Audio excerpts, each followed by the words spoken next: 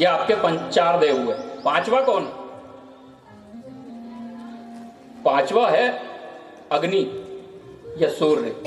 अग्नि का प्रतिष्ठान, वेद ने बताया है कि अग्नि का प्रतिष्ठान, सृष्टि का निर्माण होने के बाद से अग्नि का प्रतिष्ठान सूर्य है। और वो साक्षात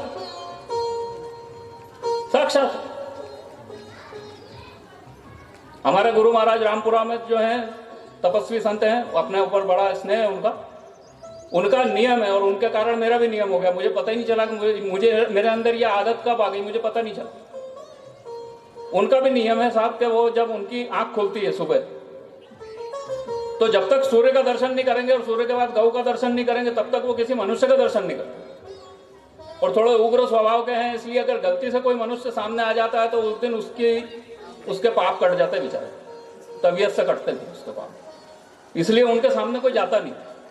सुबह सुबह उनको मालूम रहता है महाराज का उठने का समय हो गया, माता जी तक भाग जाती वहां से, आश्रम से सब खाली गौ माता रहेगी और सूर्यदेव रहेंगे और कोई नहीं रहेगा। तो ये जब इनके आप सूर्यदेव की आप उपासना कैसे करते हो? सूर्यदेव की आप उपासना, उनकी कोई आप उनको जल चढ़ा सकते हो, स्नान करके जल चढ़ा सकते हो, दर्शन कर सकते हो। दर्शन भी आप सूर्योदय के समय जो वो उनका सौम्य स्वरूप रहता, बाला स्वरूप, उस स्वरूप में आप उनके दर्शन कर सकते हो, प्रणाम कर सकते हो। वही उनकी पूजा मानी गई, वो अग्नि की पूजा मानी गई। बाकी यज्ञ हवन वगैरह में वो तो निमित्त देवताओं की होती। तो ये 5 देव आपको बताएं, और इन 5 देवों के 5 संप्रदाय,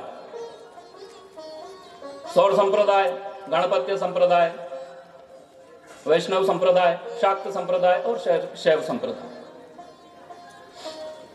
कालक्रम में कुछ ऐसा हुआ कि गणपत्य संप्रदाय जो है वो वैष्णव और शाक्त और शैव में विभाजित हो गया। गणपत्य संप्रदाय और सौर संप्रदाय अभी पृथक से नहीं मिलते हैं। जैसे शाक्त उपासक मिल जाते हैं, आपको थोड़े खोजने पड़ेंगे। शैव उपासक हमारे सन्यासी महात्मा जो है, नाथ बाबा जो हैं, नाथ बाबाओं की धुनी सब जगह मिलेगी। ये शैव मार्ग, शैवपंथी औघड़ महाराज जो है, ये सब जो है ये शैवपंथी साधु। नाथ बाबा, नागा बाबा, ये जो है ये सब शैव साधु कहलाते, शैव मार्ग अवलंबी।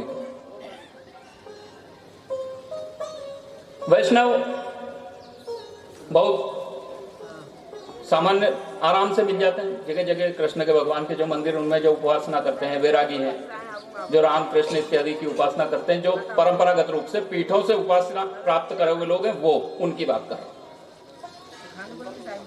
बाकी आप लोग जो हैं सामान्य, हम लोग जो हैं, हम लोग किन में आते हैं? तो हम उनके अनुयायियों में, अनुचरों में आते हैं। अब ये आपको अपने कुलदेवी कुलदेवता इत्यादि ढूंढ करके पता करना पड़ेगा कि आप किस शाखा से संबंधित रखते हैं। आप सभी किसी न किसी शाखा से संबंधित रख रहे हैं।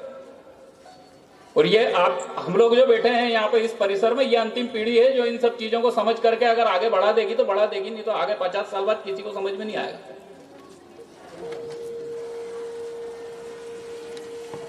आज से 3000 साल पहले जब यूरोप में क्रिश्चियनिटी नहीं आई थी, जीसस क्राइस्ट, ईसा का जन्म नहीं हुआ था, उस समय 3000 साल पहले यूरोप में शक्ति उपासना वगैरह ये सब हिंदू धर्म की तरह ही मान्य था। बिल्कुल पूरा यूरोप में अनेक अनेक प्रकार से शक्ति की उपासनाएं होती थी। चंद्रमा की बढ़ती हुई कलाओं की और घटती हुई कलाओं के अलग अलग अनुष्ठान होते थे। सब देवी देवता इत्यादि सब थे हमारी तरह उनके पास में, अलग अलग प्रकार के देवी देवता थे, और हजारों देवी देवता थे उनके पास में। आज वो सब भूल गए। आज उनको उनके देवी देवता तक स्मरण नहीं, उनको उनका नाम तो बहुत दूर है, और वो किस देवता से संबंधित रख रहे हैं, उनके कुल देवता इत्यादि सब तो गया, पता नहीं कहाँ गए। उनको सिर्फ यही ध्यान है कि था कुछ तो था, उसको शैतान की उपासना बता करके चर्च ने जिंदे जलवा दिया उनके उपासकों को और उपासिकाओं को। उसके बाद में सब समाप्त हो गए, कुछ नहीं बचा, खाली चर्च रह गया और कुछ भी नहीं बचा। तो आप सौभाग्यशाली हैं, हम सौभाग्यशाली हैं कि यहाँ बैठे हैं, ये सब आयोजन चल रहे हैं। मैं कह रहा था अभी कि प्रेम से चलते हैं ये सब चीजें, प्रेम से एक संस्कृति इतनी लंबी चलती, दर्शन शास्त्र से नहीं चलती। दार्शनिक 50 साल भी इस संस्कृति को जिंदा नहीं रख सकते क्योंकि दार्शनिक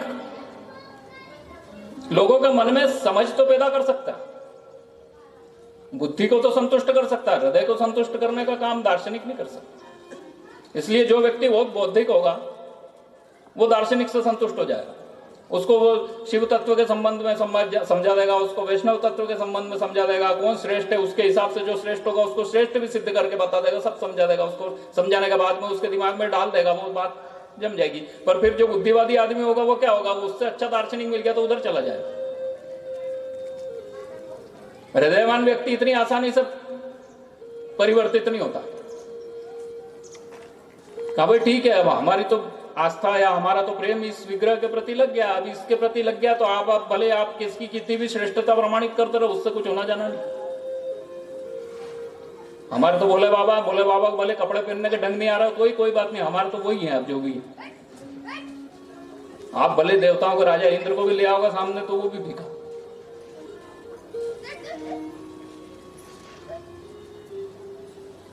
तो इस प्रकार से ये एक संस्कृति की यात्रा ये अक्षुण्ण काल से चली आ रही है।